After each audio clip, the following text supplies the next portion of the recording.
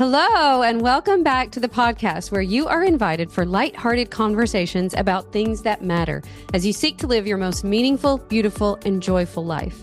I'm your host, Dr. Edie Wadsworth, and I hope you enjoy your stay here at the House of Joy. Because I have learned to be okay with how my brain works. And you don't have to explain it to anybody And I don't have to else. explain it. I mean, I did kind of explain it today, but I don't have to anymore, right? People instill into you, like, you need to work harder, you need to be more productive, you need to go, you need to get this done, you need to... I mean, God created our bodies, y'all, for a third of the time of our whole entire lives to be in bed. That's crazy, Tim. Well, and...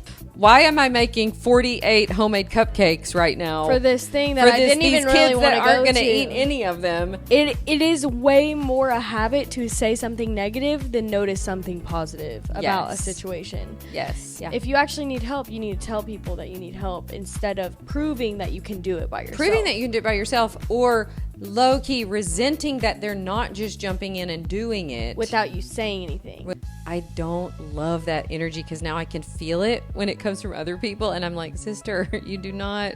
Like, it's like you're trying to blame anything. Someone else because you're not accepting help or because you're going to do it. Hello, everybody. Welcome back to the podcast. Welcome back to House of Joy. We are sitting here today. Crisscross applesauce for me.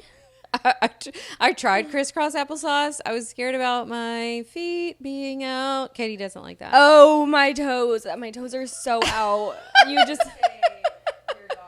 Dogs are out on camera. Don't watch on YouTube today. So me and Katie went to a new gym. Like, I can't even lift myself. Oh! And I'm in actual pain. Like, not just sore, I'm in pain. So... You know you are getting quite a workout when you're in actual pain. Yeah. Is it good? Is it bad? I don't know. But I can't move enough in my chair, so you're just going to have to look at my dogs if they come out. I'm sorry. I'm so sorry. But we are excited about this episode. This is a fun one. It's a little bit of a lighthearted, but it's fun. Give us the title, Em. 8. So we're going to give you a list of 8 things that we no longer do. 8 things I no longer do. No longer in our life. We said no to those. We said no to Okay, these actually, that's things. Not true because some of these things on the list I'm still working on. Emmy's like, actually, I haven't said no to it yet, but I want to. You know how I am with these lists. Of course, in a perfect world, I'm saying no to all these things. Yes. I'm not participating in this framework of thinking. In a perfect world. So should we just dive right in? Dive right in. Em's going to lead us. I'm going to lead. I've got my phone. So the number one thing, well, the first thing on our list, I wouldn't say it was the number one thing, but first thing on our list is explaining yourself to people who already have their minds made up. I love this one. Me too. Now, I do feel like I am 10 years past this. Pretty much. You've been doing this. I have been saying no to this. Like, it is okay. You know, it reminds me a little bit of the Mel Robbins book, Let Them. People can think what they want to about you, and you can allow them to do that without you making it mean you should be different or they should be different or whatever. I love this because it really does let you be so much yourself. Now, I want to give you a specific example for me, and then I want one from you. Okay. First thing that comes to mind for me is when I first started hosting live events. I'm like, okay, here's my idea of a live event. We should line dance. Of course we should. Now, did half the people who first started coming to my live events get that? They're like, why is she playing weird country music? And why are there people up there line dancing? And why is she trying to make us line dance? Yes, there were a lot of people thinking that. And there were people in those first early years that would try to not get up and dance with me. Yeah, they did. Now, I want to tell you something. You girls have all been at my recent live events. Who all's up dancing now? Everybody. Everyone. And people love it. Like, that is their favorite part. They love it. One time you were like, are we going to have time for the dancing? No, we have to have time for the dancing. If you come to my live event, we will be dancing. And likely we will be doing the Cotton Eye Joe. We might be doing the electric slide. Well, here's a fun fact for you, because last year at Love is Magic, we had this random DJ, and I just want you to picture this, because it's a room of midlife Christian women. And he starts playing like get down and dirty with it music. This DJ. And there were some not allouds on there. There were some things that I was like, what did he just say? And guess what we found out about these women? They know too many of the They words. knew every word. They knew every single word of every single down and dirty song. They knew down and dirty moves. They did. Some of them, my friends, were not in fact line dancing. No, they were doing their own stuff. But you know what? It's a safe space. And it was still so fun. It was so fun. And honestly, like, I love the down and dirty music personally. So I was Not for fan. me.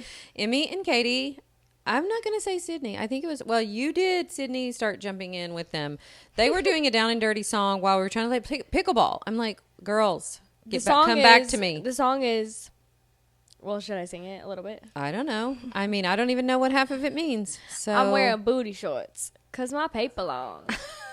And if See? you don't know it by that, then you don't need you to don't look need it to up. look it up because. But when you come to my live event, you will not hear, well, you might hear down and dirty apparently, but you also will hear wholesome country music, and we will be line dancing because I have learned to be okay with how my brain works. And you don't have to explain it to And I don't have to else. explain it. I mean, I did kind of explain it today, but I don't have to anymore, right? Yes, I love that. But think of things in the spirit of that, where you're like, man, this is kind of quirky that I'm like this, or oh my gosh, I hope people don't, whatever. And I feel like those are the things that make you so magical, that make you who you are. I'm picking on you, but I actually love the fact that you were crazy singing that song while we were playing pickleball. Yes, it's part of who I am. Part of who you are. I'm trying to think of something that I used to feel like I had to explain about myself, and now I don't feel like that. Tell us Oh, everything. this is perfect. Yeah. Well, I feel like now it's become more of a thing in our friend group to go to bed at like 8 p.m. But like me and Sydney have been on that train, and I used to feel really actually bad about it because people are You're like, I'm a 20-something, and like people are doing hanging out, and things. I'm in my bed. And I would have to say no, especially like when I first got my first real job. I was waking up at 5 a.m. and I was like, I would peace out at 8 p.m. every single night. And I was a little rigid about it. So I do feel like Now you can now occasionally I can do something yes. after 8 p.m. But I used to really But feel it's like got to be real good. almost embarrassed that like I had to go to bed that early. But now, no. See, that's another thing for me. I have always been the person You've always at been that sleepovers person. when I was young. I would literally fall asleep at 9 o'clock. People would try to make fun of me. They would try to do little practical jokes on me at night. I'm like, you can't sway me from being who I am. I'm going to bed. Because I'm going to bed. Have fun. I'll see you at 5 a.m. See you at 5 a.m., people. That's right. Yeah, so I love that one. Next up, number 2 is feeling guilty for resting. Oh, I used to feel this way because for so long in my life, I was like determining my worth by my busyness. Yes, 100%. Yep. And so I just wore it like a badge of honor. Like, I don't need sleep. I used to, do you remember? You probably don't remember, but when Martha Stewart became big, she would say, I'm just one of those people. I just need 4 hours of sleep. 4.5 hours of sleep. That's all I need. I'm like, You would me hate to too, see Martha. me. That's, and I remember one night when I was making Thanksgiving dinner, when I stayed up all night with Martha, trying to handcraft the Mayflower with my 2 bare hands. And I did, in fact, do it. And I'm like, Martha, the reason you're not sleeping at night and the reason you kept me up all night is because you think we should handcraft a Mayflower ship Mayflower kept us up for all night. Thanksgiving. But I have since, and you can probably testify to this, Em, I have since given that up. I'm like, look, if you got to order pizza one night, you order pizza. If you got to, like, I just don't feel compelled to, If like, there's a overdo day that every you single have to lay thing. in bed all day, Then I got to then lay in you bed do all it. day. And I think there's an argument too because it is really hard. I really do feel like people instill into you like you need to work harder, you need to be more productive, you need to go, you need to get this done, you need to, if you have to stay up all night or if you need to stay up late and wake up early, then that's what you got to do. Mm-hmm. But like then you're not bringing your best self to anything that you're doing. No, and then you're kind of like low key resentful. Like I can remember and times, low key like rude. and low key rude. Sorry, when I don't get my 8 hours, Yeah. You'll notice. And you know when this changed for me? I read this book years ago, and I can't remember the name of it, but it was about Sabbath rest. And the whole premise of the book was basically the Lord started his week. The first day of the week is the day of rest. The sole rest of being in communion with God, going to church, being with your family. You start your work week from rest. Instead of you get to the end of this crazy busy week and then rest is like a reward or whatever. No, you work from rest, from this fullness, from feeling so rested, from being whole. Like that is where you're working from, instead of treating rest like it's some kind of reward that you get for half killing yourself, which is how I used to view it. Yeah, and the Sabbath is a very big, I mean, we've been reading the Old Testament, and it is a very big principle. Yeah. In all of the New Testament. It sure is. Because it's important, and it's not in our like bones to rest so that you can like really show up. Yeah. It is seen as like, it's kind of a reward. It's a reward if you do all the things. If you get everything done. Yeah. And then if you don't think like that, we're going to rest regardless for most of us. I mean, God created our bodies, y'all, for a third of the time of our whole entire lives to be in bed. To be in bed. That's be asleep. crazy town. Well, and imagine if you're guilty for it all the time. Yeah. Then you're spending or diminishing your quality your need rest for it. Yeah. being guilty. Yes. So you're not actually fully resting your mind. Yes. So we're done with that. We're done with that. We're saying no to that. Number 3 is pretending like I don't care when I actually do. Oh, this is such a good one, because we can do this when we're kind of being in a people-pleasing spirit. When you're like, something really does hurt your feelings. You're like, oh, it's okay. I'm fine. I do it's that. Fine. I definitely do that. Yes. I mean, we or all just do to that. make people comfortable, too. Yes. It's like you're trying to make everybody else comfortable, but you're ignoring the fact that you're uncomfortable. Yes. You know? And so you can be honest and say, like, I mean, I have learned to do this more often, where I'm like, this is on me, but something about that, like, I took it in a way that made me feel like I'm not trying to blame the other person, but I'm also not diminishing my own experience of something. Well, you know? and like, people pleasing is a form of abandoning yourself. Yeah. So if you think you're doing it for the right reasons of making someone comfortable or whatever, Yes. but you're really hurting yourself in the process. And I have really struggled with that throughout my whole life. I will say, like, I do feel like I've gotten a lot better about people pleasing, but it's taken a lot of intentional, like, noticing when I do that and noticing when I put my feelings aside to make someone else feel better. And the other thing that to do in a situation like that is to acknowledge the reason why it made you feel a certain way, and taking responsibility for that. Like, oh, I noticed that I felt really rejected, or I felt really disappointed. And the reason I felt that way is because here's what I made that mean.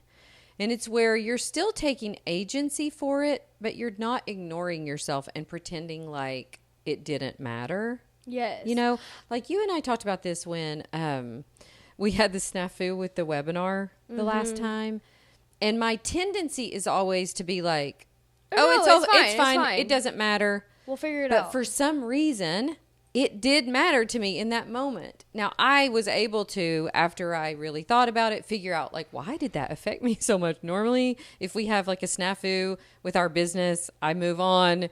It's fine. But I didn't want to just dismiss myself. I wanted to honor, like, and then when I got to the bottom of it, I'm like, no, I just love our clients and I love what we do. And I was ready to teach, and it didn't work out. But you know what I mean? Like, just acknowledging all of that. Yeah. And instead of going, oh, it's all fine, and dismissing the whole thing of how I actually felt in the moment. Yeah. You know what else I think this kind of plays into with the, like, pretending that you don't care when you actually do, is like living really passionately about things, like being super passionate about certain things. And we talk about this all the time. Like, what attracts you to someone is them really standing for what they're really passionate about, and like being really loud about it and in their own way or whatever, but like they really love that, and they really like aren't scared to show that side of them to someone. Yes. Like I think about Ellie. Yes. When I think about this, like if she just starts dancing or she just doesn't get embarrassed about things like that, she really loves. She just loves it. She just loudly and passionately loves it. Yeah. Which that's something I really do want to like work on. Even when someone asks me about the podcast, I'm just like, yeah, no, it's fine. Okay. Instead of being like, no, I love it and it's so fun and you would love it too. You know, Yes. like being really proud Yes. and being really like loud about things. Yes. Like don't diminish you feel it. about something. Dismiss yourself. Dismiss the thing that you love. Like, yeah. Yes. It works both ways. I love that. Yeah. So good. Okay. Where are we? Oh, here we are. Number 4. This kind of goes hand in hand, to be honest. Okay. Saying yes, even though you wanted to say no. Okay. Let me just tell you this. I used to spend so much time like volunteering for things or volunteering that I would do things. Just anytime anybody would ask me something, I'd be like, oh yeah, I'll do that. And then I would find myself, oh, okay, why am I building I'm just trying to think of an example. Why am I making 48 homemade cupcakes right now? For this thing that I didn't even really want to go to. aren't going to eat any of them. Right. And I could have gone to Walmart and, you know, like signing yourself up for things that you don't, this is not what I'm passionate about or what I'm good at. Now, I'm willing to help, obviously, but there's ways to help without you then you spending half your day doing something that you're like, that is not what I wanted to be doing with my time. Yeah, definitely. Yeah. This is also very hard for me because I think it also goes into those people-pleasing tendencies where you kind of want people to see you a certain way, so you'll say yes to something so that they think of you as a type of person who always says yes to things. And I think what I have noticed about myself is that when I see that in other people, when I see like, oh, they're just such a yes person, like they just do way more than I do, and they feel they have so much more capacity than I do. Mm-hmm. I beat myself up for that, and then I'm like, oh, well, I should just do more. Yeah. I should just say yes to those things. But like, if you don't actually want to do something, it's really a disservice. I mean, even to the people that you're doing it for. In a fake way. Yeah. Don't do something out of your own selfish. Yeah, and what you say yes to, like, really be all in. Well, and then, it leaves you to be like, when you know you really want to do something, say yes to it and do it all out instead of, like, it's funny fakely. Because this weekend while we were gone, we were on a retreat, and my friend Sarah Ray texted and said, hey, remember that race that we ran last year together? That little 5K? That little 5K? She goes, it's this weekend. Can you do it? And I was like, oh, man, no, I'm, at a retreat or whatever. But I remember when I said yes to it last year, it was so fun. We both showed up in our, like, neon clothes. We listened to music. We had a ball. Like, I said so yes, and I was so into it, and it was so fun doing something fun with friends. Yeah. Well, yeah, there's certain things that maybe you didn't actually think you had time for. Yeah. That is a yes in your heart, and you know that it's worth it, and you brought your whole self to it. You brought your whole self. But there are certain things that, like, it's a no. Yeah. You know you actually don't want to do it, and you're saying yes because you're selfish. And there have been times, like, in the past couple of years, even when it was something that I really wanted to do, that I knew that saying yes to that would be saying no to something that is more important to me. Yeah, at the time. Really, and that is hard to do. It's hard to really keep your values and your priorities. When there's a part of you that's like, I would like to do that. That would be fun. But then that it comes with a no that you don't want to make. Yeah, that's really good. Yeah, that's really good. Okay, next, Emily. Okay, number 5. I feel like you are someone I look up to that you say no, you don't do this. I feel like I catch myself doing this a lot, is complaining. And that one is a really hard one to stop doing. Yeah, we talked about this, you guys, if you haven't listened to our podcast on saying I'm tired all the time. Mm-hmm. We talked about this. Has anybody said it today, by the way? We've been pretty good. Pretty good? Good. I know. It's along those same lines. Like, you just get in the habit. Your brain is wired to negativity. So if you don't watch it, your brain will just complain about everything. You will literally find everything to complain about. And when I first started being really conscious of this, it was crazy how often my brain wanted to complain. Well, and just like little things that like it kind of doesn't change. It's just like little one-off comments. It's like similar to saying I'm tired to just say something. Yes, I'm so cold. Like, noticing the things that, like, you don't feel like it's a complaint because it's just like a one-off It's like comment. the truth. You know, Galen talked about this one time because at my CrossFit gym, there's no air conditioning. So guess what people say all summer long? Yes, it's so hot in here. I'm so hot. It's so hot in here. And he's talked about that before. Like, okay, yeah, obviously. It's hot. It's hot. But you could come in here and be like, I'm excited for this workout. Or man, this is going to be a... There are things that, like, yeah, are worth complaining about, I think, sometimes, maybe. But really, for the most part... I think it depends on what you mean by that, though, because usually in the spirit of complaining, it's not like you're really ready to address something or do something about it. You just kind of want to hear yourself complain. Yes. And so that is what I mean when I say, like, it doesn't mean you can't have ever anything constructive or negative to say about something. It just means that, are you just complaining in the spirit of just complaining? Or just to say something, like... Or just out of habit. Out of habit. Like, it is way more a habit to say something negative than notice something positive about a situation. Yes. But, yeah, it really can change the atmosphere in a room or the energy that you bring. Yes. And you don't realize, like, honestly, you don't realize how much, like, even, like you said, like, on our walk, oh, gosh, it's so cold. Like, yeah, it's not necessarily, like, a harmful complaint. No. But also... But you feel colder the more you say cold. Yes, and also there's a lot of other things that I could comment on. Like, oh, my gosh, you guys, look at the horses this morning. We did talk about the horses, but yeah. I think it's worth examining in yourself because... Just because you're not saying an outright horrible negative thing doesn't mean that you are switching the energy. Yes. For you and probably people around you. Yep. So I love that one. The next one is, I feel like these kind of all go in together, but I like this one too. Number 6, making myself smaller to make others comfortable. Oh, yes. This one is really convicting, especially when you're like a Christian, I feel like, and have passions. Like, it's kind of like that passion one. Yeah. Like, isn't it so easy to like just make yourself... Or, yeah, I just want to disappear in the room. Or I find myself like, I feel like my personality can be big. You know what I mean? Yeah, you are. It can be a big presence. Mm-hmm. And sometimes I get self-conscious about that. I'm like, just calm down. Was just so like, I was there. very out there. I was so passionate about something, or I was so outwardly whatever. And I will find myself going, okay, simmer down, girl. Like no one's on your level. No one else in here is quite at the decibel level you are, or you know what I mean? Like, yes. That.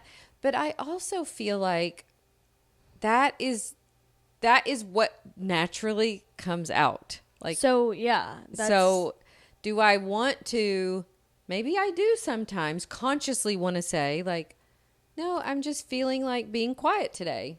I mean, I think there's room for that too, but I also think a lot of times we're doing it because we're trying to minimize ourselves or make ourselves smaller, or feeling insecure, or you're too much, or you're too whatever, you know.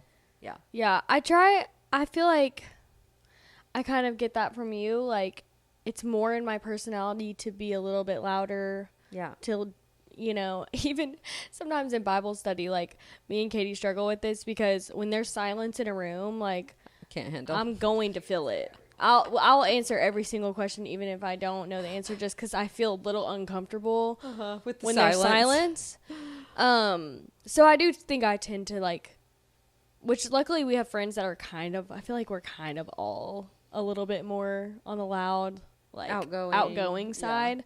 So I don't ever really feel like eyes on me for that. I feel like we kind of all equally Yes. do that. But there's definitely rooms when it's not my friends where I'm like, oh, people are not. Honestly, like when I first got introduced to Haddon's family, like they're loud and they are also like that, but we are a little bit more like say whatever. And at first they'd be like, I can't believe you said that. I'm like, oh wait, what did I say? What did I say? I can't believe I said that either. Why did I say that? Like getting in your head about it, but like no, this is who I am, and I want them to see the full version of me, and they love the full version of me. But sometimes I do get a little bit like, oh gosh, Yeah. what did I just What say? did I just say? I feel like I was being normal, but Yes. okay. Next one is for you, For you, girl. because I feel like I kind of do the opposite, honestly. Okay. Doing everything myself to prove something. Oh. Why are all of these this one is one I'm struggling with for sure. I think you are. I think Yeah. I struggle with a little bit of the opposite where like I truly believe that people will help me. Will want to help. Yeah. Yes. Yeah, and I mean, I'm trying to think if part of it is a mom thing where you're just so used to taking care of people, taking care of things. So that might be part of it. I'm trying to remember if I was kind of always like this though. I was always over functioning, overworking, over functioning, getting up early, staying up later. You know, if I do you needed feel like to prove something? I think early on it was always, I think I wasn't conscious of that though. Right. But it was kind of like a subconscious thing. And I find that when I'm in my best, healthiest state now, I don't do that. Yeah. But I think it is a subconscious thing that's easy for me to get into if I'm not careful. I don't think you do it anymore to prove. No, it but doesn't I think feel like it's that. a thought that kind of sometimes lingers that you are doing it by yourself. Yeah. Yeah. Not to prove anything, but you just feel like you are. Yeah.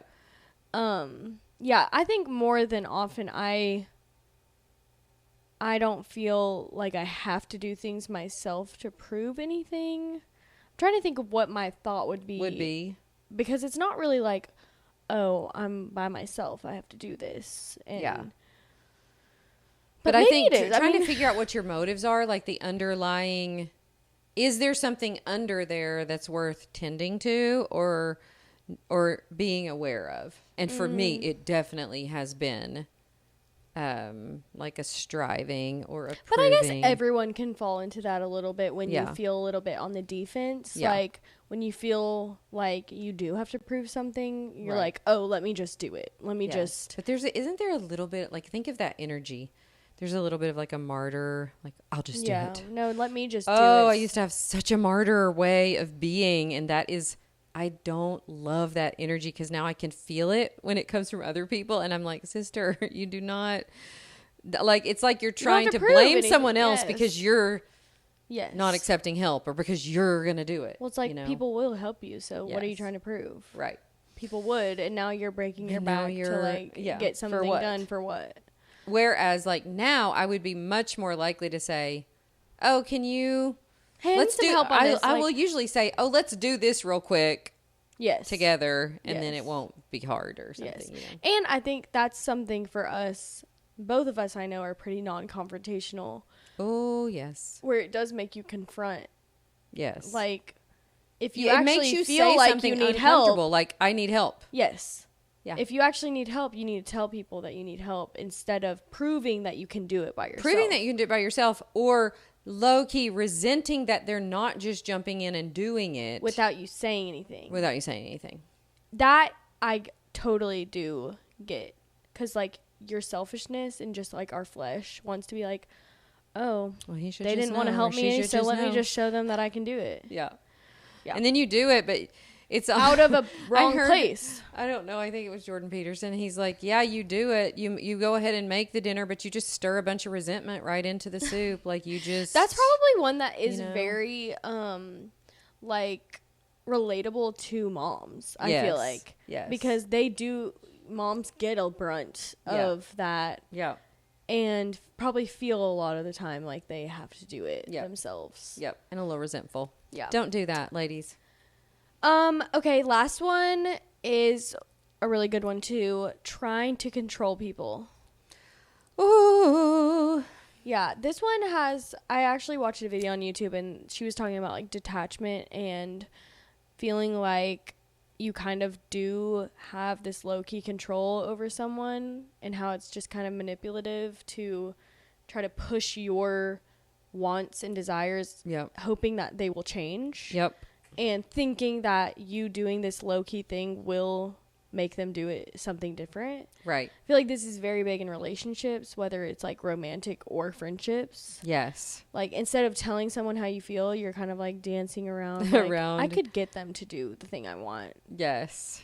And yeah. Instead of, I think, taking ownership for yourself, which is the only thing you can ever really control. And by that I mean your beliefs, your emotions, your actions, instead of trying to figure out a way to get somebody else to change. The truth of it is, like, you legit cannot control other people. Right. You never can. You never will. Yeah. And if you push your thoughts onto them and your feelings in hopes that they will change, that's just going to cause resentment anyway. So even if they start doing the things you want to do, if it's from the reason of you told them to. This is really common with parents and adult kids, or like 20-something kids. Because I can remember the first time you came home. Where were we when you told me you had gotten a tattoo for the first time? I don't remember. I think I was getting dental work, to be honest. Wasn't I in the dentist and you like surprised me with a tattoo? No, I was getting my wisdom teeth out, and it was before I went back there, and I had this tattoo of the cross. Sure did. And I knew that it was the cross, so, like, she can't get that mad. She can't get that mad. Like, what? You're going to be mad that I want to proclaim my love for Christ? Fine. On my arm? On my actual arm. Yeah, I remember showing you that. But it was interesting because, I mean, that's been, how long? 6 years ago? Mm-hmm. 5 or 6 years ago? And I don't remember what your experience of my reaction was, but I think I had been doing enough of the work at that point to go, oh, that is never something I am going to be able to control. Okay. Did it feel that way to you or not? No, that felt like that at that point. Okay. When I was 18, I wanted to get my, this pierced. Do you remember this? Tell me more. I don't. Well, I asked you if I could. Okay. And you said no. And she did. And I went, and I did it anyway, because I was like, I was also feeling very rebellious at this stage, and I was 18. Like 18? I was 18, so I could do it. Okay. And I remember feeling like, I'm 18. I mean, deep down, I probably was like, well, also I was like, it's my ear piercing. It's my ear. Like, Dad said no. I don't care. I'm doing it anyway. So did you hide it or did you show us? I don't remember. I don't know, but I do remember feeling like they're trying to control me, and I'm 18 and it's an ear piercing and I'm going to do it anyway. Yeah. I was so rude. I do remember I was so rude, but I did feel like they're like low key trying to tell me that they can't tell me what to do.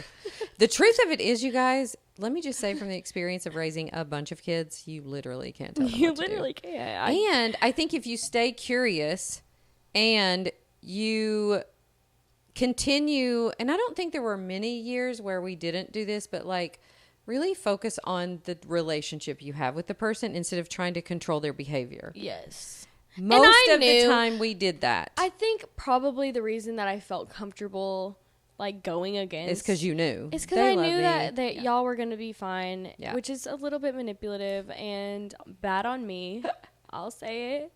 But I like knew y'all would not stop loving me because I got like my ear pierced. Yes. But you did not want me to do it. Yeah. That's hilarious. I totally forgot about that. I had to go into like a literal tattoo parlor to get it done. And I remember feeling like I was going to, like, I was scared. I was so scared. I was like, I didn't know I signed up for this. I am in a tattoo parlor. The guy in there has like a big, huge, like, gauge piercing. I'm like, this is not where I'm supposed to be. My mom doesn't know I'm here. I am breaking every rule. It's just like literally a piercing. And then Emmy has subsequently gotten several cutie little tattoos, and everyone she gets, she goes, "This is the last one. I'm not just going to keep getting a bunch of tattoos. This is the last one." I actually really don't know if I'll ever get another one, but I love the ones I have. But I can't. They I are don't really see cute. why I would get another one. Really, Okay. we'll see. We'll see. Well, that's all of them. That's all we have. So what are you not doing anymore? What are you let us saying know. no I to? would love to know. Come over to the House of Joy Instagram and tell Yes. Miss M what you are what currently you're not doing anymore. not doing. You're saying no. I love this. Is there anything frivolous? Is there anything, Yeah. what do you say Like, no to? Oh gosh. Can you think of anything frivolous? that There's you're a lot like, of things I should say no to. I could list off bunches of that. that really rich dairy we had last night. No from more Cruise ice Farm. cream from Cruise Farms. I'll tell you that right now. It's so good, I need but to say so no rich. to that. I need to say no to having pals for dinner. Am I gonna do it? I don't know. Probably not. I'm probably gonna get pals for dinner. I love it. I'm saying no. Actually, I'm not. Never mind. I was gonna say I'm saying no to wearing colors that aren't my color palette. Stop. but No, I'm you're not. We're wearing the rainbow around here. Yeah, that's right. We are. All right, you guys. Well, we so enjoyed spending this time with you. We'd love to hear Yes. from you. Thank you for listening to House of Joy. Thank you for supporting us and sharing the podcast with your friends. And we will see you next time. Yes, we love you. Bye. Bye.